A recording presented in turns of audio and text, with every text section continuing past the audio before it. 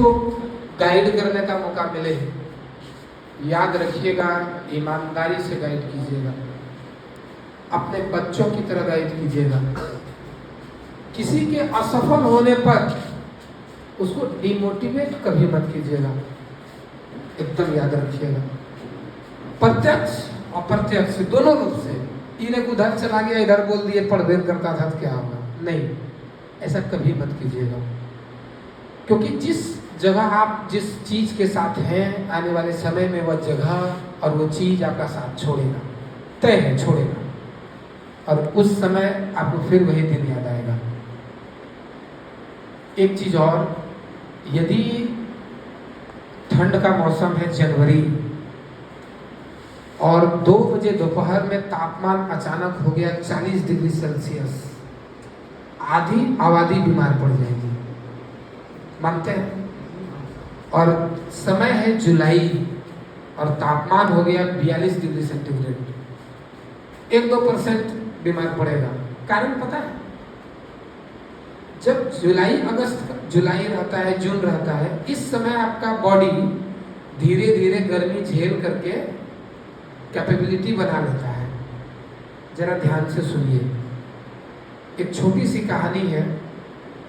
बिहार का एक राज्य, एक गांव, करेल, केरला में, याद रखना, करेल।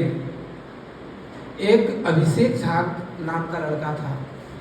बचपन बहुत गरीबी से, बढ़िया से कहानी को एकदम जिंदा दिली से सुनिएगा और अच्छे से सोचिएगा, ये कहानी आपको जीवन के उस वक्त में काम देगा। सुन लीजिए, उसके बाद वक्त तो अपने पता चल जाएगा। नाम क्या था? अभिषेक झा। एक छोटे से बिहार के गांव में रहता था, उस गांव का नाम करेल था। बचपन बहुत गरीबी में था, बच्चा पढ़ने में बहुत तेज था, स्कूल में प्रथम श्रेणी से हमेशा पास होता था, हमेशा पढ़ने में तेज था।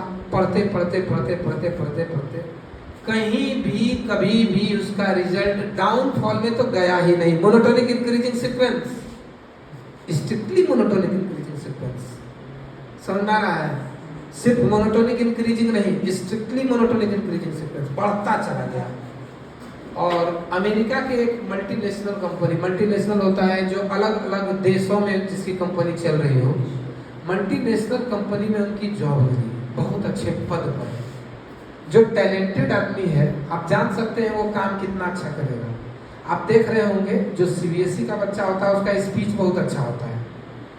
जो बच्चा पढ़ने थोड़ा टैलेंटेड है, देखिएगा कहीं खकस के बोल देगा तुरंत, तो को जरा शर्म आएगा नहीं, कहीं हिचकिचाएगा नहीं।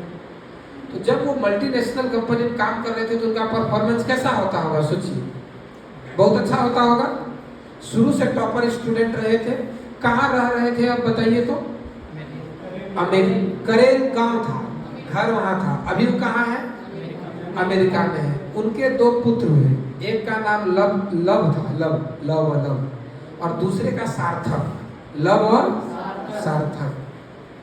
बहुत अच्छा संपत्ति, रुपया, पैसा, धन दौलत। अच्छा, काम करते करते कभी कुछ गलती होता है? होता है। जब आप काम करेंगे, कोई काम करेंगे, गलती होगा। और गलती सबसे ज्यादा कब होता है बोलिए तो? जब सबसे अच्छे रनिंग में आप रहे, गलती पीक पर होता है। आपको याद होगा कि रिलैक्सेशन मेथड का सवाल शुरू में गलती नहीं होता था, लेकिन जब सवालवा बनाने लगे ना, तो बनाते बनाते जब आप पूरा एकदम अभ्यस्त हो गए, तब फिर आप देखते होंगे अचानक से कहीं पॉइंट में दब गया, कुछ और गलती हो गया। ऐसा होता है। तो जब वो पीक पर थे, अचानक से कुछ गलती हो गई कंपनी में, और आप जानते हैं कि आप कितना टैलेंट रखते हैं इससे मतलब नहीं है। गलती हुई है तो आपको कुछ ना कुछ प्रायश्चित करना पड़ेगा। और सब जो अभी आप अभिषेक झा नाम के व्यक्ति को देखे, सुने कि कभी वो गलती किया ही नहीं, इसीलिए तो मोनोटोनिक इंक्रीजिंग रहा। अचानक से जब उससे गलती हुई, उस गलती को उससे एक्सेप्ट ही नहीं हो रहा था कि हम इस गलती को कर सकते हैं, और कंपनी वाला क्या किया, उनको बाहर निकाल दिया। जैसे ही कंपनी वाला उनको बाहर निकाला, तो अब क्या करे बेचारा, कंपनी वाला तो बाहर निकाल दिया, बेचारा दिवालिया हो गया। अमेरिका में वो घर लिया था, और सोचिए तो जो बहुत गरीबी से उठता है वो आगे चल के क्या करता है बताइए, तो गरीबों के लिए काम करता है, हाँ या ना? वो अपने गांव कहाँ था उनका, करेल गांव के सरकारी स्कूल में उस समय कंप्यूटर का व्यवस्था करवाया। जो गरीब आदमी का बच्चा था उसको पढ़ने के लिए अलग से व्यवस्था करवाया। सोचिए वो अभिषेक नाम का करेल में कितना क्रेज था, सोचिए कितना क्रेज होगा, सोच सकते हैं आप? गाँव में जा किसी को दीपावली में मिठाई दे दीजिए, पता चल जाएगा आपका क्रेज कितना है और वो कितना काम किए थे। जैसे कंपनी छूटी उनका तो क्रेज था ना, वो जिस तरह से सब इन्वेस्ट कर रहे थे वो इन्वेस्ट करते चले गए और धीरे धीरे वो दिवालिया बन गए बहुत जल्द, महीने 2 महीने के अंदर। सोचिए तो अभिषेक झा का दिमाग किस तरह से काम कर रहा होगा। अचानक सब डाउनफॉल में चला गया ना, वो इस चीज को बर्दाश्त नहीं कर सके और एक दिन खाना में पॉइजन दे करके खुद, पत्नी, लव और सिद्धार्थ तीनों इस दुनिया को छोड़ के चले गए। इसके पीछे का रीजन क्या है बताइए? लाइफ में कभी स्ट्रगल देखे नहीं, कभी उनको किसी चीज में हार दिखा नहीं, कभी कभी फेल किए नहीं। अचानक से जब मिला उनके अंदर वो शक्ति ही नहीं थी कि इससे लड़ा कैसे जाए। और जिंदगी में लड़ाई तो जरूरी है। कभी ऐसा समय आपके साथ आएगा, वो बताई थी पार्ट 1 का रिजल्ट खराब हो गया था। एक लड़का है हमारा दोस्त ही था और 2-3 दोस्त हमको देरी है, ओरिजिनल दोस्त क्या को है। तो हमको ये सुनने को मिलता था जहर खा लेना चाहिए, बता रहे हैं हमको मर जाना चाहिए, पास न किया क्या फायदा, ऐसा सुनने को मिलता था। और अभी कुछ नहीं सुनने, वही फोन करता है, मेरा एगो है थोड़ा पैसा कम ले लेता, पैसा कम ले लेता, क्यों कम ले लेता, क्या जरूरत पड़ा फोन करने। आप लोगों को कई बार सुनाए थे ना, कहा जाता था क्लास में 2 बच्चा होता है, वो बैठी है ऑफिस में, पूछिएगा अब सितंबर में आई थी, जिस ऑफिस में बैठी थी वहाँ एगो बेंच लगल रहता था, इधर उधर वहीं नीचे पढ़ाना उसी जगह शुरू किए थे। और जब सोचो वही आई है वो ऑफिस में और चल रहा है, मोनोटोनिक इंक्रीजिंग है, चल रहा है, लेकिन इसमें डिक्रीजिंग जरूरी है, झटका भी जरूरी है, अलग अलग तरह का चीज। तो आपको जीवन में कभी कोई झटका लगे तो आप सोच लीजिएगा कि आपको वो शक्ति मिल रहा है, जब कभी कोई बड़ा आपदा आप पे आएगा तो उससे लड़ने की शक्ति मिल रही है। पता है आपको कोरोना में सबसे पहले कौन चल गया? जिसको कभी खांसी नहीं हुआ, कभी बुखार नहीं हुआ, कोरोना में सबसे पहले वही टपका। आज जिसको साल में 1 बार 2 बार खांसी होता था ना, कोरोना में हो सकता है पिछले साल हुआ था। बात समझ आ रहा है?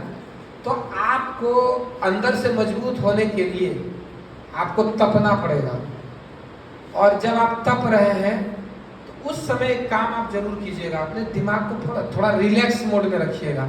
एगो बच्चा होता है, उसका कुछ पंसोइया गिर गया खुश है, हजरिया गिर गया खुश है, पंसोइया मिल गया खुश है, ऐसा नहीं होता है। पंसोइया खो गया, दिमाग लगाइए कि अगला हजरिया कहाँ से मिलेगा, मतलब 2 पंसोइया, समझ आई बात ना? तो अपने जीवन में एक बात हमेशा याद रखिए कि आपको बैलेंस बना के चलना पड़ेगा अपने मानसिक तनाव और मानसिक रक्षा के रूप में। यदि आप ज्यादा फ्रस्ट्रेशन में रहते हैं, कोई काम करना है तो आपको अपना शक्ति लगाना पड़ेगा, और जिस समय आप अपना ज्यादा शक्ति लगाते हैं उस समय आपका बॉडी बैलेंस में नहीं रहता है, और बॉडी बैलेंस में नहीं रहता है तो सबसे ज्यादा अटैक कहाँ होता है मालूम है? कहाँ से मालूम होगा? मैथ का बच्चा है तुम लोग, पेनक्रियास पर। पेनक्रियास समझते हैं किसको करता है? नहीं। ब्लड शुगर समझते हैं? हाँ, जीएस में आया था पेनक्रियास, आया था ऑब्जेक्टिव में। क्या क्वेश्चन होगा कि क्या चीज के लिए जवाबदेह है? हाँ, तो पेनक्रियास जब आपका सबसे पहले बैलेंस बिगाड़ता है अपना, पेनक्रियास बैलेंस बिगाड़ेगा तो हिंदी में मधुमेह और इंग्लिश में डायबिटीज। और इसका मतलब है कि अब आपको सतर्क रहना पड़ेगा, और सबसे पहले बैलेंस यही बिगड़ता है। और बैलेंस बिगड़ता, अच्छा एक बात और, यदि आपके यहाँ पर रीढ़ के हड्डी के नर्व को यदि यहाँ इंफॉर्मेशन नहीं दिया जाए, आपके दिमाग में छेद कर देगा नहीं, इधर ही पट्टी सी पट्टी, आपको पता नहीं चलेगा। कहने का मतलब है दिमाग को अपना कोई सेंसर नहीं होता है, हाँ बैकबोन से वो सेंसर जाता है। तो दिमाग पर स्ट्रेस थोड़ा संतुलन के साथ दीजिएगा। बाकी आपके आ जाने से दुनिया में न कुछ बनता है और आपके चल जाने से न दुनिया में कुछ बिगड़ेगा। आप बहुत बड़ा आदमी बन भी जाइएगा तो कुछ समय के बाद वो कोई काम का नहीं, आप कोई नहीं पूछने वाला है, घर वाला ना पूछेगा। तो थोड़ा सा बैलेंस होना चाहिए अपने स्ट्रेस तो लेना भी जरूरी है। अब तो कोई थ्योरम दिए पढ़ने के लिए, अब स्ट्रेस नहीं लेगी, तैयारी नहीं होगा तो कैसे होगा? अब कहिएगा नहीं हमको सर बोले स्ट्रेस नहीं लेने के लिए रजाई के नीचे माथा ले जाके तकिया पे रख करके ऊपर से 4 को तकिया और दाब दीजिए। सर बोले आज फिर उनके दिन स्ट्रेस नहीं लेने के लिए, स्ट्रेस खत्म, स्वाहा, जिंदगी स्वाहा हो जाएगा, कल खाना नहीं मिलेगा, भूखे मर जाएगा। हाँ, तो ये थोड़ा सा बैलेंस में होना चाहिए। और हमको नहीं लगता है कि 2-3 साल से इतना मोटिवेट कर रहे हैं, कोनो बात छोड़े होंगे, कोनो बात छूटा है रे। अब एक तो प्रश्न उठता है कि आगे जीवन में क्या करेंगे। ये भी एग्जाम्पल कई बार दिए हैं। आप लोग जैसे जाते हैं मार्केट, पूरा भीड़ रहता है, ट्रेन पे चढ़ रहे हैं, पूरे भीड़ है, लड़की लोग को पूछिए कैसे ले लेती है सीट, खट गई, जैसे गई अथी पास, जैसे यहाँ सीट है, मम्मी वो देखे ना तो कोनो मीन है, डायरेक्ट मम्मी मम्मी पैर या फिर थोड़ा मुंह कान बना लिया, मतलब पूरा अब मर जाएंगे हम। बुढ़ो आदमी कह देता है बैठ जा बेटी, मर जाएगी, वो लफड़े खड़ा होगा, ट्रेन रुकेगा, लाश उठाएगा। मिलता है ट्रेन पे सीट, जिंदगी इसी तरह है। अब तुम चलवे नहीं करेगा, कहाँ से मिलेगा सीट? चलना पड़ेगा। बात समझ में आया? ये बात खत्म।